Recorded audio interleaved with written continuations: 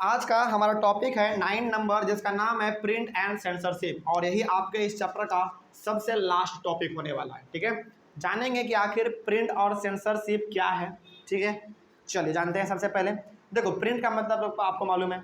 Censorship का मतलब क्या है? सेंसरशिप का मतलब होता है कि जब आप प्रिंट पे क्या कर दें, अपना कंट्रोल लगा दें। जैसे इंडिया का यदि हम लोग बात करें, इंडिया के बारे में ही हम लोग अभी बात करेंगे। इंडिया में क्या था? इंडिया में ये था कि जो कुछ भी इंडिया के न्यूज़पेपर में छपता था ना, उसके ऊपर कंट्रोल होता था। किसका? ईस्ट इंडिया कंपनी का। मतलब कि न्यूज़पेपर में क्या छपेगा क्या नहीं छपेगा, ये डिसाइड कौन करेगा? ये डिसाइड करेगा ईस्ट इंडिया कंपनी। यानी कि जब आप प्रिंट पे, मीडिया पे जब अपना कंट्रोल जमा दे, उसी को हम लोग कहते हैं सेंसरशिप। और वो जो भी छापेगा आपसे परमिशन लेके छापेगा, उसी को हम लोग कहते हैं सेंसरशिप। ठीक है, जानिए इसके बारे में क्या लिखा हुआ है। तो आप टॉपिक डाल सकते हैं heading, the British pass certain regulation to control freedom of press in India. यानी कि इंडिया में प्रेस पे कंट्रोल पाने के लिए, यानी कि मीडिया पे, न्यूज़पेपर पे कंट्रोल पाने के लिए ईस्ट इंडिया कंपनी ने यहाँ पे कुछ नियम कानून लगाया था। इसी के बारे में हम लोग यहाँ पे बात करेंगे। सबसे पहला यहाँ पे है regulation of Calcutta Supreme court. Supreme court ने पहले बात तो क्या रेगुलेशन लगाया था, यानी कि क्या नियम कानून था उनका, भाई जानते हैं इसके बारे में। By the 1820s the Calcutta Supreme Court pass certain regulations to control press freedom. देखो, ये तो आपको मालूम है कि भारत पे पूरी तरीके से अंग्रेजों का कब्जा था। चाहे कोर्ट हो, पुलिस स्टेशन हो, पोस्ट ऑफिस हो, कुछ भी हो, हर जगह पे कंट्रोल किसका? ईस्ट इंडिया कंपनी का। तो वो जो चाहेगा वो अपना नियम पास करवा लेगा, है ना। तो यहाँ पे कलकत्ता सुप्रीम कोर्ट ने एक नियम पास किया था, जिसके वजह से क्या कर सकता था ईस्ट इंडिया कंपनी? प्रेस पे पूरी तरीके से अपना कंट्रोल जमा सकता था। यानी कि वो जो चाहता वो कर सकता था। ठीक है, ये आज़ादी उनको किसने दिया? कलकत्ता के सुप्रीम कोर्ट ने दिया, क्योंकि वो भी किसके अंडर में है? ईस्ट इंडिया कंपनी के अंडर में ही है। तो वो जो बोलेगा वो हो जाएगा, है ना। आगे, the company began encouraging publication of newspapers that would celebrate British rule. तो ईस्ट इंडिया कंपनी वही चीज़ न्यूज़पेपर में छपवाता था जो कि वो चाहता था। बात समझ में आ रही है? ताकि वो अपना रूल क्या कर सके? सेलिब्रेट कर सके। मतलब कि वो हर दिन अपना आराम से चला सके, किसी प्रकार का कोई समस्या नहीं। अब देखो, हर बार यदि अंग्रेजों के हिसाब से ही छपेगा तो क्या अंग्रेजों को कोई तकलीफ होगा? कोई तकलीफ नहीं होगा, है ना। तो जो अंग्रेज चाहता था वो अपने न्यूज़पेपर में छपवा देता था, है ना।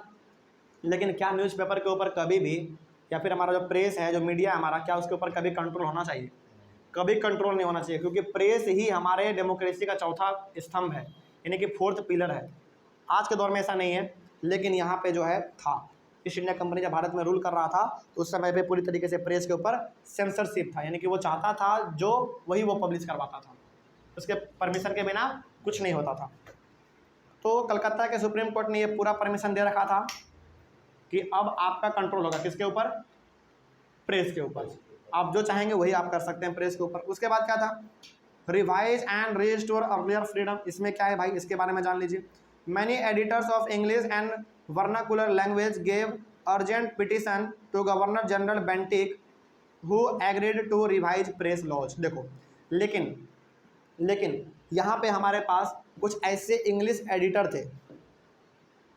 बात समझ में आ रही है? मतलब कि जो इंग्लिश न्यूज़पेपर हमारे इंडिया में छपता था, उसके ना कुछ हमारे ऐसे एडिटर थे जिन्होंने गवर्नर जनरल बेंटिक को एक पत्र लिखा।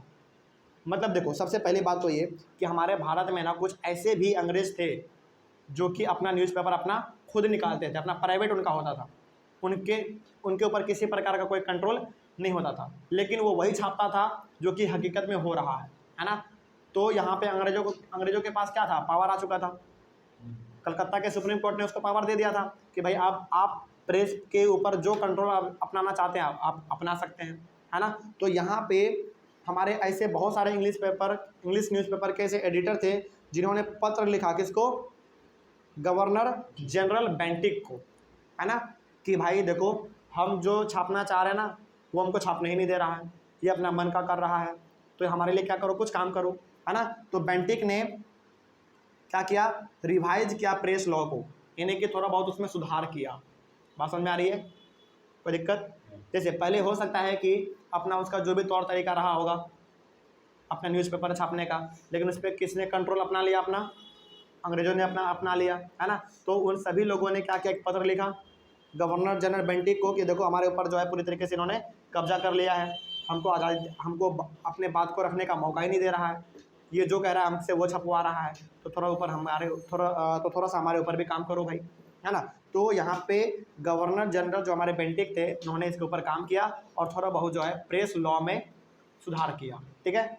आगे उसके बाद हमारा है Thomas Macaulay, a liberal colonial official formulated new laws that restored the earlier freedom. देखो यहाँ पे थॉमस मैकुले, ये भी जो है ये ईस्ट इंडिया कंपनी, हालांकि ये भी एक क्या था, अंग्रेज था, है ना, लेकिन ये कैसा था, लिबरल था, मतलब कि पूरी तरीके से ये आज़ाद था, जो भारत में इंसिडेंट होता था वही ये लिखता था, यानी कि ये जो है अंग्रेजों की बातों को मानता ही नहीं था। सोचो, ये खुद अंग्रेज है लेकिन खुद अंग्रेजों के बातों को नहीं मान रहा है, क्यों? क्योंकि समझदार आदमी है, इसको मालूम है कि प्रेस पे किसी का कंट्रोल नहीं होना चाहिए। बात समझ आ रही है? तो थॉमस मैकुले जो है बड़ा ही लिबरल कॉलोनियल ऑफिशियल था, मतलब कि ये जो है बड़ा ही निष्पक्ष आदमी था, किसी के बारे में ये फेवर ही नहीं करता था, यानी कि जो हकीकत है हम उसी को लिखेंगे, ठीक है। तो इन्होंने क्या किया भाई, formulated new laws that restored the earlier freedom. तो इन्होंने भी थोड़ा बहुत अपना पावर दिखाया, यानी कि इन्होंने भी अपना थोड़ा बहुत कोशिश किया ताकि जो प्रेस का, यानी कि जो हमारा फ्रीडम है उसको दोबारा वापस लाया जाए, है ना। जो अंग्रेज़ों ने अपना सेंसरशिप लगाया था उसको हटाया जाए और जो हमारा अपना फ्रीडम है न्यूज़पेपर को पब्लिश करने का वो हमको दिया जाए, यानी कि हम जो चाहें वो छाप सकते हैं, हम जो चाहें जो छाप सकते हैं। इसका मतलब क्या, कुछ भी नहीं, जो इंसिडेंट सही में हो रहा है उसको हम लोग छाप सकते हैं। देखो बहुत बार क्या होता था ना कि ऐसे भी अंग्रेज हमारे पास थे जिनका कि अपना खुद का प्रेस होता था, जो कि अपना खुद का न्यूज़पेपर छापता था भारत में, लेकिन उसके ऊपर भी कब्जा किसका होता था, ईस्ट इंडिया कंपनी का। तो वो सारे अंग्रेज क्या करते थे, जिसके ऊपर कंट्रोल होता था वो करते थे, एक लेटर लिखते थे अपने जनरल को, गवर्नर जनरल को लेटर लिखते थे और कहते थे कि भाई देखो, प्रेस तो फ्रीडम होना चाहिए, प्रेस तो आज़ाद होना चाहिए, तो हमारे ऊपर कब्जा क्यों है। तो थोड़ा बहुत उसके ऊपर भी काम किया जाता था, यानी कि उसके ऊपर जो पाबंदी लगा है उसको हटाया जाता था, ठीक है ना। उसके बाद ये तो हो गया हमारा। उसके बाद वर्नाकुलर प्रेस एक्ट, ये क्या है भाई, इसके बारे में बात कर लेते हैं थोड़ा सा, क्या लिखा हुआ है देखो। Vernacular press act, in 1878 the vernacular press act was passed, it provided the government with extensive rights to sensor reports and editorials in the vernacular press. Vernacular press act का मतलब क्या था, वर्नाकुलर का मतलब ही होता है, वर्नाकुलर का मतलब क्या होता है, अच्छा वर्नाकुलर लैंग्वेज का मतलब पहले बताइए, अपना आम बातचीत करने का जो बोलचाल है उसको हम लोग कहते हैं वर्नाकुलर लैंग्वेज। वर्नाकुलर का मतलब क्या हो गया, मतलब कि अपना आसपास में जो है, अपना खुद का जो है ना, उसको लेकर जो है ना यहाँ पे एक एक्ट लाया गया था, कब, 1878 में। तो ये बात हमेशा याद रखिएगा कि 1878 में वर्नाकुलर प्रेस एक्ट को पास किया गया था, यानी कि हमारे आसपास जो भी न्यूज़पेपर छप रहे हैं उसको लेकर एक एक्ट, एक नियम पास किया गया था। अब ये करता क्या था, ये क्या करता था भाई, vernacular press act, it provided the government with extensive rights to sensor reports and editorials in the vernacular press, यानी कि पूरी तरीके से वर्नाकुलर प्रेस एक्ट करता क्या था, ये कहता था कि हमारे पास ये अब अधिकार है कि हम वर्नाकुलर प्रेस पर अपना कब्जा जमा सकते हैं। देखो यहाँ पे कंफ्यूज मत होना, वर्नाकुलर प्रेस का मतलब क्या हो गया, वर्नाकुलर प्रेस का मतलब ये हो गया कि एक जगह का ऐसा प्रेस जो कि अपने बोलचाल में न्यूज़पेपर को छाप रहा है ना, यानी कि अपने बोलचाल में न्यूज़पेपर को छाप रहा है, उसके ऊपर क्या नियम ला दिया गया, उसके ऊपर नियम ला दिया गया वर्नाकुलर प्रेस एक्ट, जो कि क्या कहता था, वो कहता था कि प्रेस के ऊपर हमारा कब्जा होगा, जो हम कहेंगे वो तुमको छापना पड़ेगा, है ना, ये चीज़ हो रहा था।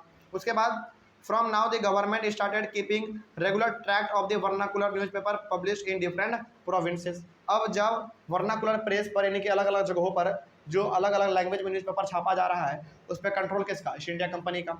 तो वो क्या करने लगा, उसके ऊपर एक रिकॉर्ड रखने लगा, यानी कि एक पूरा तरीके से आप कह सकते हैं कि उस पर नज़र रखने लगा, क्या कुछ गलत तो नहीं छापा जा रहा है, क्या कुछ बात अंग्रेजों के खिलाफ तो नहीं कहा जा रहा है, उसके ऊपर ये पूरी तरीके से अपना नज़र रख रहा था, ठीक है।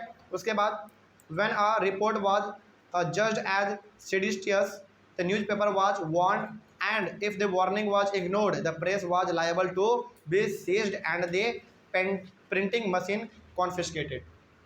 मान लीजिए यदि ऐसा हो गया कहीं पर कि किसी न्यूज़पेपर में अंग्रेजों के खिलाफ कोई बात छापा गया है ना, तो सबसे पहली बात तो उसको वार्निंग दिया जाता था कि तुमने ऐसा क्यों छापा भाई। और यदि उसके वार्निंग को इग्नोर कर दिया, कह रहे तुम बोलते रहो, हम तो जो है हम छापते रहेंगे, ऐसा यदि कर दिया, तब जाकर उसके प्रेस को जो है सीज कर दिया जाता था, मतलब कि उसके प्रेस को ही बंद कर दिया जाता था, है ना। और उसका जो प्रिंटिंग मशीन था उसको तोड़ फोड़ लूट पाट जो भी करना होता था वो अपने कब्जे में लेना वो करता था, ठीक है। ये सब कौन करता था? ईस्ट इंडिया कंपनी करता था। तो यहाँ पे आपने बेसिकली इस टॉपिक में क्या समझा? इस टॉपिक में बेसिकली आपने ये समझा, सेंसरशिप का मतलब पहले समझा आपने। सेंसरशिप का मतलब ये हो गया कि ईस्ट इंडिया कंपनी अपने मर्जी से अपना पूरा प्रेस चलवाता था कि जो हम बोलेंगे वो तुम बस करो, है ना। इसके लिए हम लोगों को अलग अलग चीज़ों के बारे में पढ़ना पड़ा। जैसे कलकत्ता सुप्रीम कोर्ट ने क्या कहा था कि अब जो है आप प्रेस के ऊपर कंट्रोल कर सकते हैं, है ना। लेकिन यहाँ पे हमारे पास जो कुछ ऐसे अंग्रेज थे जो कि अंग्रेज थे लेकिन अंग्रेजों के बातों को खुद नहीं मानता था, है ना। उन लोगों ने अपने गवर्नर जनरल बेंटिक को पत्र लिखा। पत्र लिखने के बाद क्या हो गया, थोड़ा सा उसमें सुधार किया गया, है ना, यानी कि थोड़ा बहुत उसको फ्रीडम दिया गया। इसके साथ ही साथ यहाँ पे हमारा तुरंत क्या आ गया, वर्नाकुलर प्रेस एक्ट आ गया, जो ये फिर से कह दिया कि अब जो है हम अलग अलग प्रेस पे अपना कब्जा जमा सकते हैं, है ना। अब जब ऐसा हुआ, यानी कि अब जब ऐसा हुआ तो कोई भी आदमी जो कि न्यूज़पेपर में ये छाप दिया कि अंग्रेज़ों के खिलाफ, या फिर आप कह सकते हैं कि अंग्रेज़ों के खिलाफ ऐसा कुछ छाप दिया जो कि गलत है, अंग्रेज़ों को गलत लग गया, तो अंग्रेज़ पहले क्या करेगा, उस न्यूज़पेपर वाले को पहले तो वार्निंग देगा, फिर भी नहीं समझा, उसके लाइसेंस को कैंसिल कर दिया जाएगा। उसके बाद उसके जो प्रिंटिंग मशीन है उसको उठा लिया जाएगा, यानी कि पूरा का पूरा प्रिंटिंग प्रेस ही बंद। बात समझ आ रही है? तो ये था हमारा basically censorship, print and censorship. तो ये टॉपिक आपको समझ में आया? कोई डाउट अब इसमें? तो इसी के साथ जो हमारा ये चैप्टर है पूरी तरीके से ख़त्म होता है। लास्ट वाले टॉपिक का केवल और केवल मकसद ये था कि ईस्ट इंडिया कंपनी भारत में अलग अलग जगहों पर सेंसरशिप लगा के रखता था, यानी कि वो चाहता नहीं था कि हमारा जो काम है गलत वाला काम वो लोगों के सामने जाए, हमारा केवल अच्छा वाला काम जाए। यानी कि अंग्रेज जो कहता था केवल वही वो छपवाता था न्यूज़पेपर में, ताकि लोगों के पास मैसेज आएगा तो अच्छा वाला ही मैसेज आएगा, बुरा वाला मैसेज नहीं जाएगा। तो ये था हमारा इस टॉपिक में। चलिए, तो आई होप आप लोगों को ऑनलाइन वाले बच्चे कहीं पर भी किसी भी टॉपिक में किसी भी प्रकार का कोई डाउट रहा होगा तो आप एक बार कमेंट कर लीजिएगा, ठीक है, और आपके कमेंट का जवाब दिया जाएगा। मिलते हैं फिर हम लोग अपने अगले वाले क्लास में एक नए चैप्टर के साथ। तब तक के लिए thank you very much and have a nice day.